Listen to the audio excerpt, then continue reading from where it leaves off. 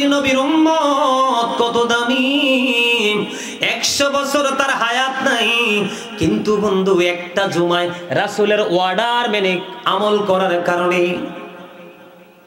প্রত্যেকটা কদমে কদমে 1 বছরের নফল ইবাদতের সওয়াব। এটা শুধুমাত্র আখির নবীর উম্মত হওয়ার কারণে এবং নবীজির ওয়ার্ডটা মানার কারণে তো দামি।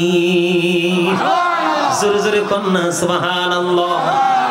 শুধু এখানে ক্ষান্ত নয়, যেই ব্যক্তি একেবারে সবার আগে গিয়ে সামনের কাতারে বসবে, আল্লাহ রাব্বুল আলামিন খুশি হয়ে তার আমলনামায় একটা ওট কুরবানির সওয়াব দিবে। ওট বাংলাদেশের মানুষ স্বপ্নে দেখেনি। আরো জোরে কোন, বাংলাদেশের মানুষ ওট স্বপ্নে দেখে? কথা বলেন না কেন? স্বপ্নেও তো দেখা সম্ভব নয়, কিন্তু যদিও আপনি চর্মচক্ষু দ্বারা যদি আপনি স্বপ্নেও দেখেন না, কিন্তু আপনার আমলনামায় একটা ওট কুরবানির সওয়াব। বলো হুজুর এত দাম কেন, এত মর্যাদা কেন আমাদের? আমাদের মর্যাদা হলো এই কারণে আমরা আখির নবীর উম্মত।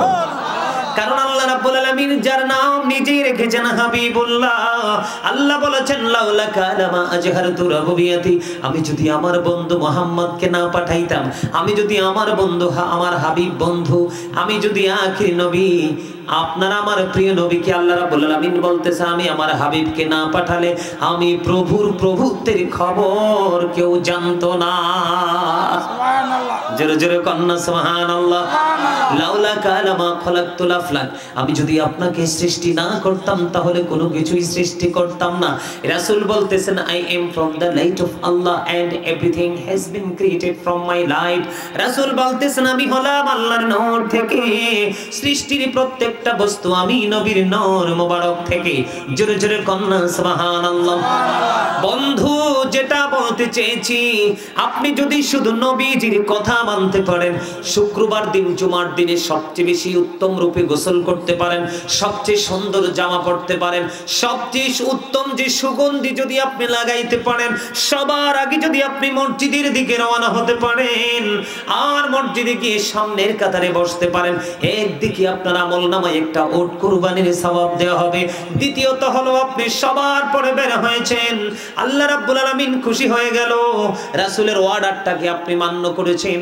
এই জন্য আল্লাহ বলতেছেন হাবিব আপনার উম্মতের জন্য স্পেশাল ব্যবস্থা, তার বাড়ি যাইতে যতটা কদম লাগবে প্রত্যেকটা কদমের বিনিময়ে আমি 1 বছরের নফল ইবাদতের সওয়াব দিব। জোরে জোরে কন্না সুবহানাল্লাহ। এটা কি জিকিরের ফজিলত কিনা বলেন? আর জোরে বুঝেন না আপনারা? আর জোরে কন্না। বন্ধুরে আমার, আল্লাহর হাবিব বলেছেন রমাদান ইলা রমাদান, তার মানে হলো একটা রমজান থেকে আরেকটা রমজান। হাদিস শরীফটা পুরোটা ব্যাখ্যা করে দিচ্ছি আপনাদেরকে। এক রমজান মাস থেকে আরেকটা রমজান মাস, আপনারা 365 দিন বা 360 দিন 1 বছর। আমার দিকে তাকান, ওয়াজ বুঝে নেন। ধরেন এই বছরে আমি 30 দিনে একটা মাস রোজা রাখলাম, এর পরের বছর আবার আসলো 30 দিন, কয় দিন চলে গেল? 60 দিন চলে গেল। কত দিন? 60 দিন চলে গেল। আরো অবশিষ্ট আছে কত দিন? 300 দিন। কত দিন? আপনারা তো ওয়াজে মন নাই। কত? এখানে ওয়াজ মন দিয়ে শুনলেও বিরানি পাবেন, ওয়াজটা মন দিয়ে না শুনলেও বিরানি পাবেন। যেহেতু বইসেই গেছেন, একটু মন দিয়ে শুনেন, কাজে লাগবে। ভুল কইছি?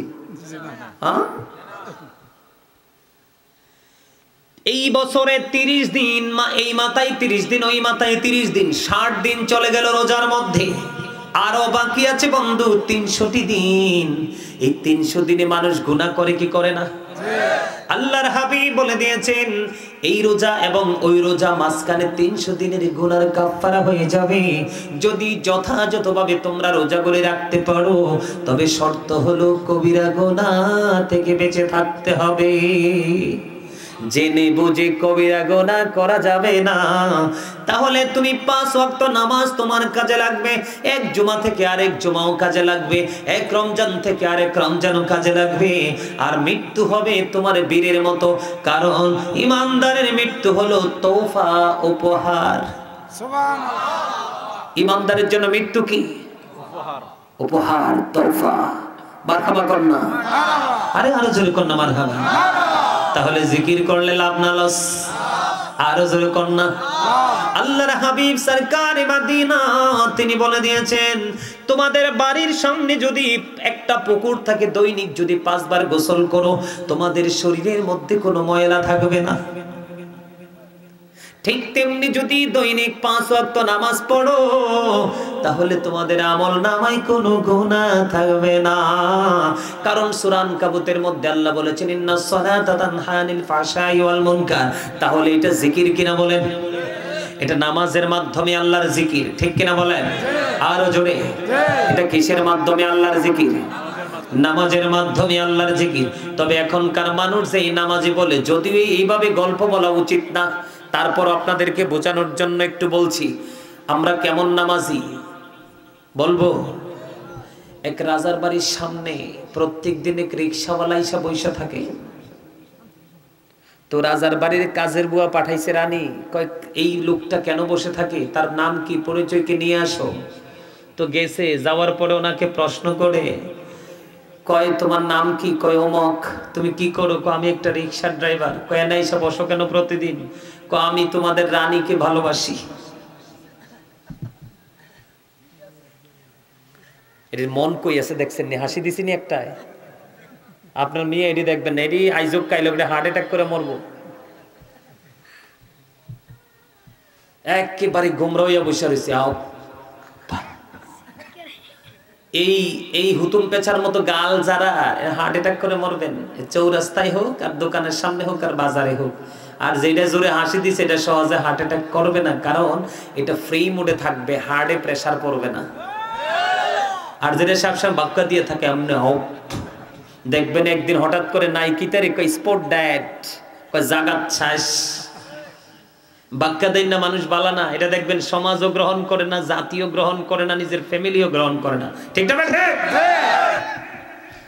খবর কি কেন আইসো কেন রানীরে ভালোবাসি তুমি একজন রিকশাওয়ালা রানীরে ভালোবাসো তো রানীর কাছে গেছে রানীমা কই কি কই লোকটা আদতে একজন রিকশাওয়ালা কামার বাড়ির সামনে কি করে রানীমা আপনাকে সে ভালোবাসে ওমা কি আজব কথা রিকশার ড্রাইভার বলে রানীরে ভালোবাসে এবার রানী ওই কাজের বুয়াকে দিয়ে খবর পাঠালেন খবর পাঠিয়ে দিলেন যা ওই রিকশাওয়ালাকে গিয়ে বলে দাও আমি তার ভালোবাসাকে গ্রহণ করলাম তবে শর্ত আছে একটা কয় শর্তটা কি রিকশাওয়ালাকে গিয়ে শর্তটা দিয়ে আসো সে যদি 40 দিন একটানা নামাজ পড়ে আমার কাছে আসতে পারে আমি তার প্রস্তাব গ্রহণ করব জোরে জোরে কন্যা সুবহানাল্লাহ রিকশাওয়ালা কয় একটা ব্যাপার হইল নামাজি তো কি কয় একটা ব্যাপার হইল নি নামাজি তো আরে না জানি টাকা পয়সা দ্বন্দ্বলোক তো চায় না রানী এবার বন্ধু রিকশাওয়ালা নাচতে নাচতে চলে গেল 40 দিন পার হয়ে গেল আবার রিকশাওয়ালা 40 দিন পর আবার রানীর বাড়ির সামনে আবার লোক পাঠালেন কাজের বুয়াকে পাঠানোর পরে বললেন ব্যাপার কি তুমি আবার আসছো কয় হয় আসছি এবারে কাজের বুয়া বলতেছে রানীমা তার ফাইনাল খবর জানিয়ে দিয়েছে রানীমা বলছে তোমার প্রেমে সে রাজি না এবার রিকশাওয়ালা কয় তুমি তোমার রানীর গিয়ে কয়ে দিও 40 দিন নামাজ পড়ছি ঠিকই একদিন ওযু করি নাই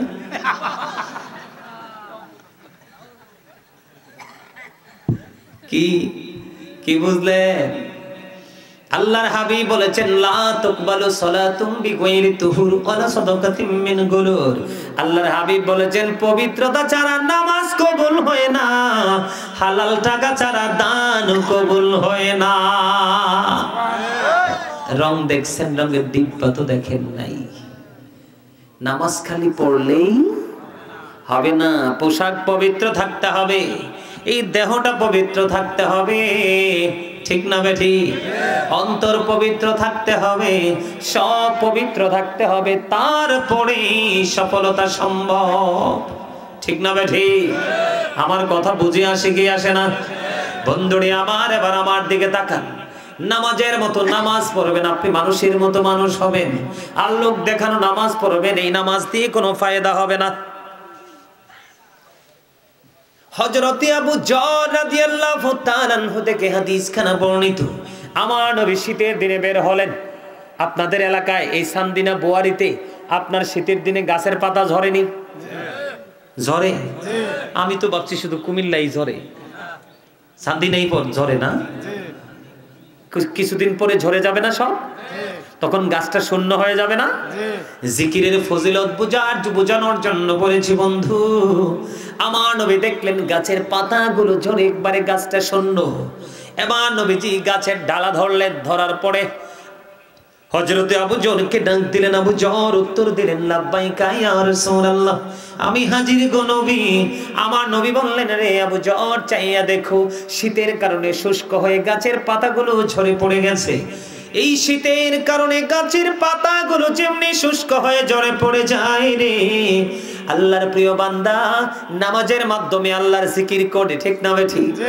আল্লাহর প্রিয় বান্দা বড় ভালোবেসে বড় মায়া করে আল্লাহর কুদরতি কদমে যখন নামাজের মাধ্যমে সেজদা দেয় রে, ও বন্ধু, ওই সেজদা যখন দেয় ওই গাছের পাতার মতো তার আমলনামা থেকে জীবনের সবগুলো গুনাহ ঝরে পড়ে যায়। আরো জোরে বলেন না সুবহানাল্লাহ, আরো জোরে বলেন না সুবহানাল্লাহ। তাহলে জিকির করার দরকার আছে না নাই? জিকির করলে লাভ না লস? আরো জোরে। কমন জিকির করলে লাভই তো লাভ, আর আনকমনটা করলে আরো বেশি লাভ। যেমন আনকমনের মধ্যে মাগরিবের পরের সময়টা কিন্তু অত্যন্ত গুরুত্বপূর্ণ, জানেননি আপনারা? মাগরিবের নামাজের পরে একটা নামাজ আছে, ওই নামাজটার নাম কি? সালাতুল আওয়াবিন, ঠিক না বেঠিক? এই আওয়াবিন নামাজ কিন্তু পড়া আপনার উপর ফরজ না, আমার উপর ফরজ না। যদিও ফরজ না, তারপরেও কিন্তু এটা মাওলার জিকির। কথা কয় না? যদিও ফরজ না, তারপরেও মাওলার জিকির। এই জিকিরের পাওয়ার তো বন্ধু অন্যরকম, অত্যন্ত মধুময় এবং প্রেমময়।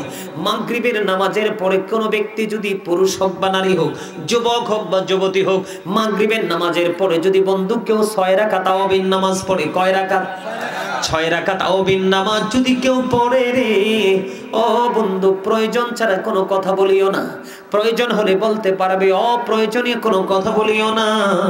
আমার নবী বলেছেন, রে আমার উম্মত, কেউ যদি মাগরিবের নামাজের পরে যদি রে 6 রাকাত তাওবিন নামাজ পড়তে পারো, 2 রাকাত করে করে সালাম ফিরিয়ে মাত্র 6 রাকাত, তুমি একদিন মাগরিবের পরে এক ওয়াক্ত বন্ধু সালাতুল আওবিন পড়তে পারলে তোমার আমলনামায় 12 বছরের নফল ইবাদতের সওয়াব দেয়া হবে। কত বছর? আজকে সেই তালাশ আমরা করি না, সে খবর আমরা রাখি না। আওয়াবিন পড়ব তো থাক দূরের কথা, শাস্তের নামাজ পড়ব থাক দূরের কথা, এশাকের নামাজ পড়ব থাক দূরের কথা, আমরা তো আমাদের কমন নামাজের সাথে সুন্নাত গুলাই পড়ি না। ওমা, আমি কি ভুল বললাম? দেখবেন ম্যাক্সিমাম ইমাম সাহেব দেখবেন আসরের সুন্নাত পড়ে না। আমার আজকের পরে আপনারা ট্রাই করে দেখবেন, ম্যাক্সিমাম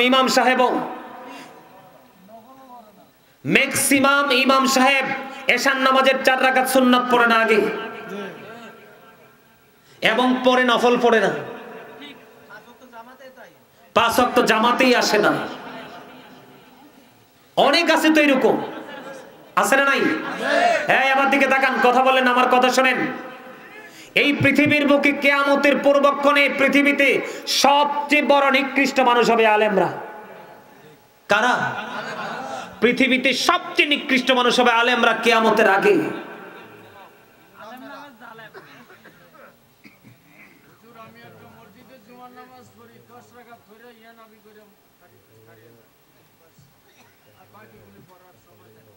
এবার দেখছেন, এই যে আমার চাচা একদম রাইট কথা বলছে। শোনেন, দাড়ি খালি দেখলে আমার দিকে তাকান, এই শুধু দাড়ি থাকলেই চলবে না, ওসা টুপি পড়লেই চলবে না, লম্বা পাগড়ি লাগালেই চলবে না। আপনার এদিকে তাকান, সার্টিফিকেট থাকলেও চলবে না। অনেক সার্টিফিকেট আছে, অনেক বড় তিনি মুফতি হয়েছেন, কিন্তু তিনি সেটাকে বাস্তবায়ন করছেন না। একজন আলেম কাকে বলে? ওনার মধ্যে যতটুকু শিক্ষা আছে সেই শিক্ষা অনুযায়ী তিনি প্রত্যেকটা সময় প্রত্যেকটা জায়গাকে আমলের মাধ্যমে কি করতে চায়? কাজে লাগাতে চায়, কাজে লাগায়। ওকেই বলা হয় আলেম। আজকে সমাজ, এই দিকে তাকান, আজকে সমাজ ধ্বংস কিছু কথিত ইমাম সাহেবের কারণে। আপনার আমার কথা এক মন? আরে মিয়া, এই সমাজের মধ্যে সুদ খেয়ে বড় লোক হয়েছে ইমাম সাহেব, সুদ করে কথায় ওঠে আর বসে। আপনি দেখবেন, আমি মিথ্যা কথা বলি না, আপনি দেখবেন একজন রিকশাওয়ালা এবং একজন সুদকুর বড় লোক একই দিনে দাওয়াত দিয়েছে, দেখবেন রিকশাওয়ালার ঘরে যাবে পরে, আগে সুদকুরের ঘরে যাবে আগে। এই ইমাম শব্দের এই বৈষম্যের কারণে, ইমাম শব্দের সচেতন আচরণ না থাকার কারণে আজকে সমাজ ধ্বংসস্তূপে পরিণত হয়েছে। প্রত্যেকটা মহল্লার ইমাম সাহেব যদি কঠোর জায়গা অবস্থান করতেন তাহলে কিন্তু সমাজ আজকে তো ধ্বংস। আরে ভাই, আপনারা তো সাধারণ মানুষ, আপনারা ভুল করবেন, এটাই স্বাভাবিক। কিন্তু আমি একজন ইমাম হিসাবে আপনাকে কখনো আদর দিই, কখনো শাসন দিই, আপনাকে কন্ট্রোল করতে হবে। আমি যখন দেখবো আপনাকে কন্ট্রোল করতে পারছি না, তখন আমি নিজেই দায়িত্ব ছেড়ে চলে যাব। আপনারা জানেন না, ইমাম সাহেবকে সে মহল্লার জবাব দিতে হবে আল্লাহর কাছে কিয়ামতের দিন। আমার কথা কি বুঝতে পারছেন? অত্যন্ত দুঃখ লাগে, আমরা তো আর সব সময় আপনার ইমাম হই না, মুসল্লিও তো হই। মুসল্লি যখন হই তখন ইমামদের আসল আচরণটা আমরা দেখতে পাই। আগেকার যুগের আলেমদের মধ্যে যে নমনীয়তা ছিল, নম্রতা ছিল, ভদ্রতা ছিল, প্রেমময় আচরণ ছিল, আমলের ক্ষেত্রে ধৈর্য ছিল, এখনকে কি তা আপনারা পান? এখন হচ্ছে সব ডিজিটাল কায়দায় চলে। আরে ভাই, ইসলাম তো ডিজিটাল কখনোই হয় না, ইসলাম তার ধীর গতিতেই চলছে।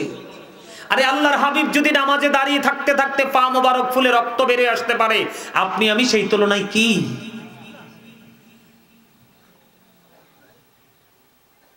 আজকে বাংলাদেশের প্রত্যেকটা জায়গা মানুষ মসজিদে, মাহফিলে, মাদ্রাসায় আসতে চায় না।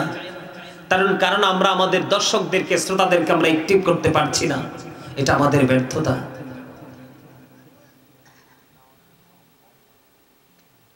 সম্মানিত উপস্থিতি, আপনাদেরকে সচেতন হতে হবে, অনেক বেশি জিকির প্রেমিক হতে হবে। আপনাকে একটা কথাই যদি মাথায় রাখতে পারেন যে আমি জিকির করছি, আল্লাহ আমার জিকির করছে, তার মানে আমি আল্লাহকে স্মরণ রাখছি, আল্লাহ আমাকে স্মরণ রাখছি। এটাই, এইটুকুর মধ্যে যদি আপনি থাকতে পারেন যে আমি আজকে কি, আপনি লোক দেখিয়ে জিকির করতে হবে না। রাসূল বলেছেন, জবান এবং কলব এবং জবান দুটো মিলিয়ে যে জিকির করা হয়, এটা হলো সবচেয়ে উত্তম জিকির। আপনি পরিবেশ পরিস্থিতির দিকে তাকিয়ে করবেন। যখন দেখবেন যে মনে মনে করা দরকার, মনে মনে করবেন। যখন দেখবেন পরিবেশ ভালো, তখন আপনি জবান খুলে, জবান এবং অন্তর দুটো মিলিয়ে প্রাণ খুলে জিকির করবেন। যত জোরে, যত আওয়াজ দিয়ে জিকির করবেন, তত বেশি শয়তান আপনার কাছ থেকে দূরে চলে যাবে। আর শয়তান যত দূরে চলে যাবে, আপনি আমি ততই নিরাপদ। কারণ মানুষের ভালো কাজের ক্ষেত্রে প্রতিবন্ধকতা সৃষ্টি করেই শয়তান। কে? আর জোরে বলেন, কে? এই যে আমি বললাম আপনাদেরকে, আল্লাহর হাবিব কিভাবে এক্সাম্পলটা দিয়েছে, আমার দিকে তাকান। যে শীতের দিনে যেইভাবে শুষ্ক হয়ে গাছের পাতাগুলো ঝরে যায়, মানুষ যখন নামাজের মাধ্যমে আল্লাহর কুদরতি কদমে সেজদা দেয়, এটা বড় জিকির, তখন তার জীবনের গুনাহগুলো এমনি ঝরে পড়ে যায়। এটা কি সহজ মনে করছেন? আর জোরে বলেন না সুবহানাল্লাহ। আর একটু মহব্বতে বন্ধনে আমার, জিবরাইল আলাইহিস সালাম একটা না ৩০,০০০ বছর নফল ইবাদত করলেন। আল্লাহ ডাক দিয়ে বললেন, জিবরাইল, আমি তো তোমাকে নফল ইবাদত করার অর্ডার দেইনি। জিবরাইল বলবেন, আল্লাহ গো, তুমি আমাকে ৬০০ ডানা দিয়ে সৃষ্টি করেছো, এত মর্যাদা দিয়েছো, শুকরিয়া স্বরূপ ৩০,০০০ বছর নফল ইবাদত করলাম। এবার আল্লাহ রাব্বুল আলামিন ডেকে বলে, জিবরাইল, তুমি সাক্ষী থাকো, আমার হাবিবের উম্মত যদি নফল ইবাদতের মধ্যে অল্প একটু সময় কাটায়, আমি আল্লাহ কথা দিলাম রে, আমি অদ্বিতীয় জান্নাত দিয়ে তাদেরকে পুরস্কৃত করব। আজকে আমরা নফল ইবাদত করতে রাজি না, নফল নামাজ পড়তে আমরা রাজি না। আমরা শুধু সুযোগ খুঁজি, কিভাবে ছোট করা যায়, কিভাবে ছোট করা যায়, কিভাবে ছোট করা যায়। ঠিক না? আজকে আপনি যেমন আল্লাহর গোলামি, আল্লাহর কাজ ছোট করে দিছেন, আল্লাহও আপনার সবকিছু ছোট করে দিছে। ওমা, ভুল বললাম? আপনার সামনে এত খাবার, এমন রোগ আপনার হয়েছে ডায়াবেটিস, ইচ্ছা থাকলেও খাওয়া, এটা কি ছোট না? আপনার আমার জন্য এত সুন্দর পৃথিবী তৈরি করেছে, পৃথিবী ঠিকই আছে, কিন্তু আপনি আমি থাকতে পারি না, এটা কি ছোট না? আর বাকিগুলো আপনারা বুঝে নেবেন, সবগুলো এক্সাম্পল দিতে পারবো না। তবে জিকিরের কিছু কায়দা আছে, যেমন নামাজ আল্লাহর জিকির। এই জিকিরটা কেমন করে করবেন আমি আপনাদেরকে কন্ডিশনটা শিখিয়ে দিব। বন্ধুরে আমার, যখন আপনি নামাজে দাঁড়াবেন মনে করবেন যেন ফুলচিরাতের পুলের উপর দাঁড়িয়েছেন। একটু যদি হেরফের হয়, 19-20 হয়, তাহলে আমাকে চলে যেতে হবে জাহান্নামে। তার বাড়ি নামাজে উদাসীন হওয়া যাবে না, অত্যন্ত ধৈর্যের সাথে একাগ্র চিত্তে আপনাকে নামাজটা পড়তে হবে। আপনাকে মনে করতে হবে আমার পিছনে যেন আজরাইল, এই নামাজটা আমার জীবনের শেষ নামাজ। আপনাকে মনে করতে হবে আমার ডান দিকে জান্নাত আর আমার বাম দিকে যেন জাহান্নাম। আমি যে দাঁড়িয়েছি নামাজ পড়ার জন্য, আমার সামনেই যেন খানাই কাবা। এরকম চিন্তা নিয়ে যদি আপনি নামাজে দাঁড়াতে পারেন, যত নামাজ এমনি, যত চিন্তা নিয়ে এমনি যত নামাজ পড়বেন, তত দ্রুত আপনি আল্লাহ পর্যন্ত পৌঁছে যেতে পারবেন। জোরে জোরে কন্যা সুবহানাল্লাহ, আর জোরে বলেন সুবহানাল্লাহ। নামাজ এটা আল্লাহর জিকির, উত্তম জিকির। এর চেয়ে আর উত্তম জিকির হতেই পারে না। এই আজকে যে আমরা এখানে এসেছি, এটাও কিন্তু আল্লাহর জিকিরের একটা জলসা। সুবহানাল্লাহ বললাম, আলহামদুলিল্লাহ বললাম, আল্লাহু আকবার বললাম, আমরা যা বলেছি সব কিছুই কিন্তু জিকির, ঠিক না? সম্মানিত উপস্থিতি, আর আলোচনা করব না। মিলাদ কিয়াম করে মুনাজাত দিতে অনেক সময় লেগে যাবে। আপনারা সকলে বেশি বেশি করে মালিকের জিকির করবেন। তবে তার আগে আরেকটু কথা বলবো। বর্তমানে আমাদের সমাজের মধ্যে সুদের প্রচলনটা অনেক বেশি বেড়ে গেছে। সুদ থেকে বেঁচে থাকার চেষ্টা করবেন। ঘরে ঘরে বাড়ি বাড়ি শুধু টাকার জন্য শুধু সুদ, ঘুষ, এটা দেদারসে চলছে। এই জায়গা থেকে দূরে থাকতে হবে। কারণ যেই ব্যক্তি সুদের মাধ্যমে 1 টাকা উপার্জন করলো, সে যেন তার গর্ভধারিণী মায়ের সাথে 36 বার জিনা করলো। যেই ব্যক্তি সুদের মাধ্যমে টাকা উপার্জন করলো, সে যেন তার মাকে বিবাহ করলো। এত আস্তে নাউজুবিল্লাহ। আল্লাহর হাবিব যখন মেরাজে গেলেন, জাহান্নামের দিকে নজর দিয়ে দেখলেন এক একটা মানুষের পেট এক একটা ঘরের মতো বড় বড়। জিব্রাইলকে প্রশ্ন করলেন, ভাই জিব্রাইল, এরা কারা? আপনার আমার প্রাণের নবী যখন প্রশ্ন করলো, জিব্রাইল বলেন, ইয়া রাসূলুল্লাহ, এরা হলো দুনিয়ার সুদখোর। নবীজি বললেন, এদের পেটের মধ্যে শুধু সাপ আর বিচ্ছু দেখা যায়। আমার কথা কি বুঝতে পারছেন? সুদ খাওয়া যাবে না। মা বাবার সাথে ভালো আচরণ করবেন, কারণ মায়ের পায়ের নিচেই সন্তানের জান্নাত, paradise of the side under the feet of the mother, ইন্নাল জান্নাতা তাহতা আকদামিল উম্মাহাতিকুম। জোরে জোরে কোন আল্লাহু আকবার। আরো জোরে। বিশেষ করে আমাদের সমাজে সবচেয়ে বড় বেধি হলো এই যে আমি এখন দেখলাম লাস্ট সময় এক ঝাঁক যুবক এসে মাহফিলে বসেছে, প্রত্যেকের পরনেই জিন্স প্যান্ট। এই কথা বলবেন না, আমার দিকে তাকান। প্রত্যেকের পরনেই জিন্স প্যান্ট। বলে, হুজুর এই জিন্স প্যান্টের দিকে নজর দিলেন কেন? আল্লাহ রাব্বুল আলামিন পবিত্র কালামে হাকিমে বলেছেন, লিবাসুত তাকওয়া যালিকা খায়র। আল্লাহর কাছে সবচেয়ে উত্তম পোশাক হলো তাকওয়ার পোশাক। এই পোশাকটা নারীর জন্য একরকম, পুরুষের জন্য একরকম। নারীদের জন্য মাথা থেকে পা পর্যন্ত ঢেকে রাখা ফরজ, আর পুরুষের জন্য উপর দিয়ে থাকবে নাভি বরাবর। কি বরাবর?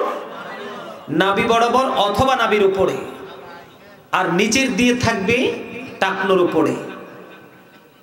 এটা হলো পুরুষের জন্য ফরজ। উপর দিয়ে কোথায়? নাভি বরাবর অথবা নাভির উপরে, আর নিচে দিয়ে থাকবে টাকনোর উপরে। নিচে যে ছোট একটা গিরা আছে না, এটার উপরে। এই কন্ডিশনে পোশাক পরা ফরজ। আর এই কন্ডিশনের বাইরে গেলে এটা হয়ে যাবে হারাম। এটা কি হয়ে যাবে? হারাম।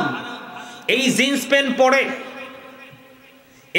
প্যান্ট পরে যারা নামাজ পড়বে তাদের নামাজ কবুল হবে না। বুখারী শরীফের মধ্যে এসেছে যাদের পোশাকটা উপর দিয়ে থাকবে নাভির নিচে দিয়ে থাকবে টাকনোর নিচে ঝুলানো, তাদের ঠিকানা হবে জাহান্নাম। আওয়াজ তুলে বলেন না নাউজুবিল্লাহ। আরো জোরে। আল্লাহর হাবিব বসে আছেন, এক ব্যক্তি এসে নামাজের নিয়ত বেঁধে ফেললেন। আল্লাহর হাবিব বললেন তুমি ওযু করে এসো। তিনি নামাজের নিয়ত ভেঙে ওযু করতে গেলেন, আবার তিনি ওযু করে এসে নামাজের নিয়ত বাঁধলেন। আল্লাহর হাবিব বললেন তুমি ওযু করে এসো। তিনি আবার কি করলেন, তিনি নামাজ ভেঙে ওযু করতে গেলেন, ওযু করে এসে আবার নামাজে দাঁড়ালেন। আবার রাসূল বললেন তুমি ওযু করে এসো। তখন রাসূলকে আরেকজন প্রশ্ন করলেন, ইয়া রাসূলুল্লাহ বারবার কেন বলছেন তাকে ওযু করার জন্য? রাসূল বলেছেন কিয়ামত পর্যন্ত সে নামাজ পড়তে পারবে, আল্লাহর দরবারে নামাজটা কবুল হবে না। কারণ আল্লাহ রাব্বুল আলামিন তাকে যে পোশাকের যে কন্ডিশন দিয়েছেন, পোশাক পরার যেই সীমারেখা দিয়েছেন, সেই সীমারেখাটাকে সে ওভারটেক করেছে। নাউজুবিল্লাহ বলেন না। আল্লাহ দেখিয়ে দিয়েছে একরকম পোশাক পরতে, তোমরা পড়ছো আরেক রকম। এত বড় দুঃসাহস কে দিয়েছে? এই দুঃসাহস শিখিয়ে দিয়েছে তোমাদেরকে বেঈমান কাফেরেরা। এই পোশাকটা ক্রিয়েট করেছে বেঈমানেরা।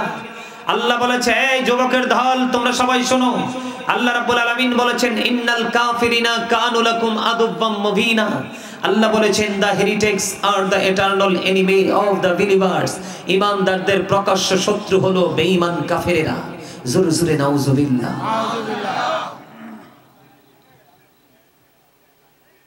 বিশেষ করে পোশাক পরে মানুষ লজ্জাস্থান ঢাকার জন্য দেখবেন যেই যুবকেরা জিন্স প্যান্ট পরে হাঁটাচলা করে, তারা হাঁটার সময় দেখবেন অনেক সময় তাদের লজ্জাস্থান দেখা যায়।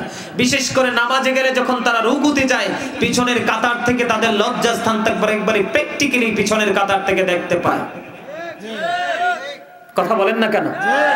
আমি ভুল একটা কথা বলছি না। আমি পোশাক নিয়ে কথা বলিনি, অনলাইনে পোশাক নিয়ে আলোচনা করা আছে। যদি আপনারা বিস্তারিত জানতে চান ওখান থেকে জেনে নেবেন, শুনে নেবেন। তবে আরেকটা কথা বলি, তোমরা অনেক সময় শখ করে গলায় স্বর্ণের চেইন দাও, হাতে আংটি পরো, এটা টোটালি হারাম। আরেকটা হলো আপনারা কেউ লাল গেঞ্জি, লাল শার্ট, লাল পাঞ্জাবি কখনোই পরবেন না। পুরুষের জন্য লাল কাপড় পরা মাকরুহ তাহরিমি। আল্লাহর হাবিবকে এক ব্যক্তি দুইবার সালাম দিয়েছেন, আল্লাহর হাবিব তার সালামের জবাব দেয়নি। আল্লাহর হাবিব রাগান্বিত হয়ে গেছেন, তার পরনে দুইটা লাল জামা ছিল। জোরে জোরে কন্যা নাউজুবিল্লাহ। আমরা মুসলমান হয়েছি ঠিকই, কিন্তু আমরা আসলে কিছুই। আপনি লুঙ্গি বলেন, প্যান্ট বলেন, পায়জামা বলেন, ট্রাউজার বলেন, যেটাই পড়েন, আল্লাহর অর্ডার আপনাকে মানতে হবে। কোনোভাবেই আল্লাহর অর্ডারকে আপনি কি করতে পারবেন না, অমান্য করতে পারবেন না। আপনি অমান্য করলেই কি হয়ে গেলেন? সম্মানিত উপস্থিতি, এই যে নাভি বরাবর পোশাক পরাটা, এটা বিশেষ করে যারা বাবা হয়েছেন, বাবা আপনার ছেলেদের দিকে একটু নজর দিবেন। ছেলে বড় হয় সমাজের মানুষের কাছে, বাবা মার নয়। কথা কি বুঝে আসছে? আমার কথা আপনারা বুঝতে পারেন? আমাদের সামাজিক বন্ধনে যথেষ্ট ঘাটতি রয়েছে। ঘাটতিটা কোথায়, এই সমাধানটা কোথায়, সেটা বোঝানোর জন্য আপনাদেরকে বলছি। সম্মানিত উপস্থিতি, আল্লাহর হাবিব বলেছেন পরিচিত হোক অপরিচিত হোক, মুসলমানকে দেখা মাত্রই সালাম দিয়ে দিবে, একজন আরেকজনের মধ্যে মধুর বন্ধন তৈরি হবে। সুবহানাল্লাহ বলেন না। আসলে কি একজন যখন আরেকজনকে দেখলেই সালাম দেয়, তখন কি দুজনের মধ্যে আলাদা একটা অনুভূতি আসে না? দেখবেন মাথাটা নিচু করে হাঁটতেছে, সালাম দিলে দেখবেন চোখ তুলে তাকাবে, আর বাড়ি গিয়ে বলবে অমুকের ছেলেটা অত্যন্ত ভদ্র, আমাকে আজকে সালাম দিয়েছেন। 2 নাম্বার হলো, মানুষ যখন মারা যাবে তার জানাজায় অংশগ্রহণ করবে, সমাজের আত্মীয় স্বজন সবার সাথে দেখা হবে এবং সবাই সম্মিলিতভাবে একজনকে বিদায় দিবেন। আর এই বিদায় দেওয়া থেকে নিজেদের বিদায়ের চিন্তাটা মাথায় চলে আসবে। কথা কি বুঝে আসছে? মানুষ অসুস্থ হলে তাকে দেখতে যাবে। আল্লাহ রাসূল বলেছেন কেউ যখন কোনো মানুষ অসুস্থ হলে দেখতে চায়, সে যদি সকালে যায় বিকাল পর্যন্ত যতক্ষণ ফিরে না আসে ততক্ষণ যেন সে জান্নাতি ফল কুড়াতেই থাকলো। সুবহানাল্লাহ বলেন না। সম্মানিত উপস্থিতি, অনেক কথা, এগুলো একটু আপনারা চিন্তা করে চলাফেরা করবেন। বিশেষ করে সর্বশেষ, প্রত্যেকেই বিছানায় যাওয়ার আগে একটা কাজ করবেন। আল্লাহর হাবিব বলেছেন তোমরা প্রতিদিন 4000 দিনার সাদকা দিয়ে ঘুমাও। একটা কোরআন খতম পড়ে ঘুমাও, জান্নাতের মূল্য দিয়ে ঘুমাও, উভয়ের বিবাদ মিটিয়ে ঘুমাও এবং একটা হজ করে ঘুমাও। হযরতে আলী রাদিয়াল্লাহু তাআলা বলেন, ইয়া রাসূলুল্লাহ, এই কাজ কি আমাদের পক্ষে সম্ভব? নবীজি বললেন, 4 বার সূরা ফাতিহা পড়ে ঘুমাও, 4000 দিনার সদকার সওয়াব পেয়ে যাবা। সুবহানাল্লাহ। 3 বার সূরা ইখলাস পড়ে ঘুমাও, একটা কোরআন খতমের সওয়াব পেয়ে যাবা। তোমাদের জন্য যে জান্নাত বানিয়ে রেখেছেন আল্লাহ রাব্বুল আলামিন, এই জান্নাতে যেতে হলে সেটার মূল্য দিতে হবে। প্রত্যেক দিন রাত্রে ঘুমানোর আগে 3 বার, মাত্র 3 বার দরুদ শরীফ পড়ে ঘুমাও, জান্নাতের মূল্য আদায় হয়ে যাবে। সুবহানাল্লাহ। 10 বার আস্তাগফিরুল্লাহ পড়ে ঘুমাও, উভয়ের বিবাদ মিটানোর সওয়াব পেয়ে যাবে। 4 বার কালেমা তামজিদ পড়ে ঘুমাও, তোমার আমলনামায় একটা হজের সওয়াব চলে আসবে। আল্লাহ যেন আমাদের সবাইকে পবিত্র আমলগুলো করার তৌফিক দান করে। সকলে বলেন আমিন, আর জোরে বলেন আমিন। এখানে তো প্রতি বছর নাম আব্বার জন্য এই মাহফিলটা করা, আচ্ছা, হিসেবে কারণ মাহফিলের জন্য কালেকশন না, কালেকশন শুধু মসজিদের জন্য। পাশে একটা মসজিদ আছে যেখানে আপনি উজু করছেন, আচ্ছা, মসজিদের জন্য একটু কালেকশন যায় দেয় মানুষ নগদ। সম্মানিত উপস্থিতি, একবারে শেষ প্রান্তে চলে আসছিলাম। এই এখন উনি কে জানি, সভাপতি সাহেব নিজে মাহফিল করে ওনার আব্বার জন্য। হ্যাঁ, সভাপতি সাহেব নিজে মাহফিল। কামাল ভাই না, ওই কর্নারে দাঁড়াইছেন কেন? এই কামাল ভাই,